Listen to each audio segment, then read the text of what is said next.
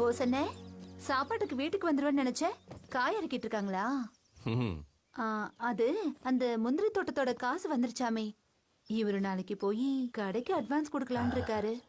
2 லட்சம் கொடுத்தா போதுண்ணே, மிச்சத்தை அப்புறம் பாத்துக்கலாம். இந்த தடவை பெருசா லாபம் எதுவும் வரல கங்கா. கூலி செலவு அது இதுன்னு அப்படியே சரியா போயிடுச்சு. இந்த தடவை தான் விளைச்சல் நல்லா அமோகமா வந்துச்சு. எப்படி நஷ்டமாச்சு? பூச்சி நிறைய வந்துருச்சு சத்தியமூர்த்தி. நம்ம தோட்டத்துல இல்ல, வெளியில இருந்து வந்த பூச்சிங்க வருஷ கணக்குல பயங்கரமா தின்னுகிட்டு இருக்குதுங்க. போசு மச்சானோட பேச்சுவார்த்தை ஒன்றும் சரியில்லை கங்கா. நாம தேவதாஸ் அண்ணங்கிட்ட பேச வேண்டியதான். பேசலாமே, வர சொல்லுங்க.